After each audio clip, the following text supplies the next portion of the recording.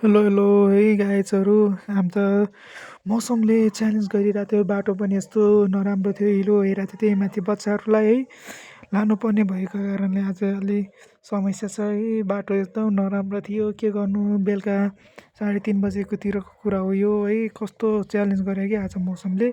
साथै म चाहिँ त्यहाँनिर बस राखेर यसो हिँड्दै थिएँ। गाउँ यस्तो हुस्सु लागिरहेको थियो। यता कुनै घर बनिसकेको थियो भने कुनै घर बन्न बाँकी थियो। त्यहाँको फिनिसिङ हुन मात्रै अलिकति बाँकी छ है।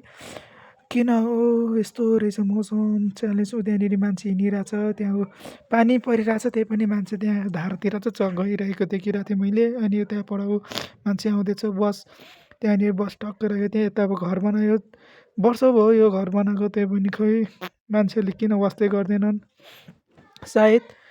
म के भन्नु तपाईँहरूलाई है। अब एकछिनमा बच्चाहरू आउँदैछन्।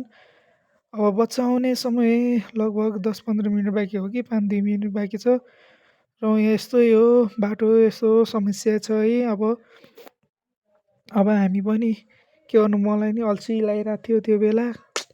अल्छी लाग्दो दिन भइरहेको थियो आज है। दिनभरि सुते बेलुका भएपछि 3, 3:30, 4 बजीतिर चाहिँ ड्युटी बच्चाहरू चाहिँ आयो छुट्टी भएर। अब बच्चाहरू आउँदैछ, एकजना बिस्तारी बिस्तारी चाहिँ बोलाउँदैछु मैले। त्यहाँ बच्चाहरू भर्याङमा लड्छ कि तिनीहरू। ठुलो टिनेजकाहरू पनि छन्, सानसानाहरू भर्खरकाहरू पनि छन्, ठुल्ठुलोहरू पनि छन्। तिनीहरू है बिस्तारी लिएर आइज भन्दैछु मैले। तिनीहरूले मान त मानेछन्। बिस्तारी ल्याउँदै, त्यहाँ चिप्लो छ कि त्यहाँ बाटो, त्यहाँ चिप्लो छ, पानी नि परिरहेछ। के गर्नु, यस्तै हो। बच्चाहरू गुटुङटुङ आउँदैछ, त्यहाँ बिस्तारी आइज भन्दैछु। त्यहाँ है ठुल्ठुलोहरूलाई नि मिलाएर लिएर आइज भनेको, मान्दैनन्। के गर्नु, यिनीहरू यस्तै हो कि। त्यहाँनिर त्यो घर चाहिँ पुरानो हो कि 2-4 वर्ष भइसक्यो त्यो घर नबनाएको। साथै बच्चाहरू पनि बिस्तारी ल्याउँदैछु। अब एकछिनमा म पनि बच्चा लिन चाहिँ जाँदैछु है। तर म भिडियो